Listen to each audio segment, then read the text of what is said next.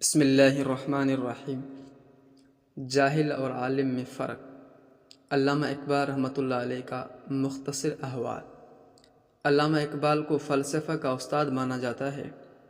انہوں نے زندگی میں 9 یا 10 کتابیں لکھی ہوں گی، جبکہ ان پہ لکھی گئی کتابوں کی تعداد 10,000 سے اوپر ہوگی۔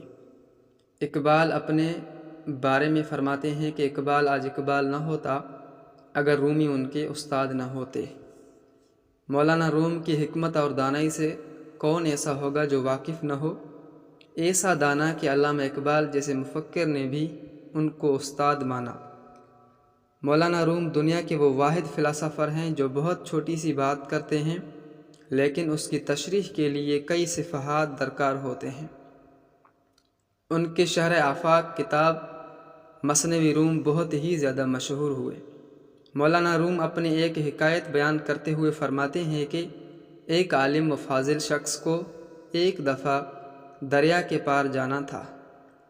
دریا سے پار جانے کے لیے اس شخص کو ایک کشتی کا سہارا لینا تھا۔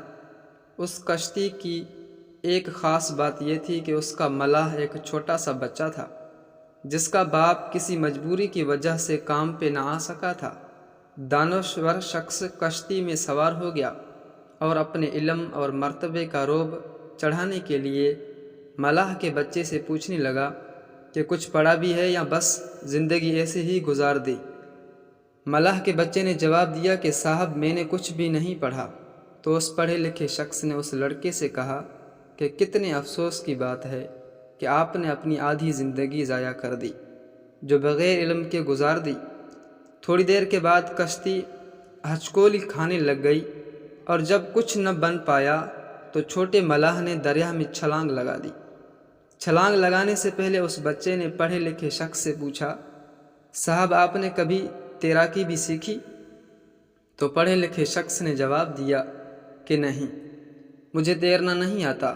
اس موقع پر اس بچے نے بہت خوبصورت بات کی کہ صاحب میں نے تو آدھی زندگی ضائع کر دی، لیکن مجھے افسوس ہے کہ آپ نے اپنی پوری زندگی ضائع کر دی۔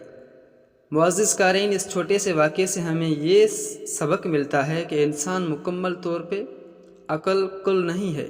وہ علم جو نفع نہ دے سکے کسی کام کا نہیں ہے۔ انسان علم کے بل بوتے پر نئی نئی دنیا تلاش کر رہا ہے۔ ستاروں پہ گمنڈ ڈالنے والا فلاسفر اب پرانا ہو گیا ہے۔ اب تو راز کائنات کو آشکار کرنے کی باتیں ہو رہی ہیں، لیکن ایک چیز ایسی ہے جس کو تقدیر کہتے ہیں، جس پر انسان کا بس نہیں چل سکتا۔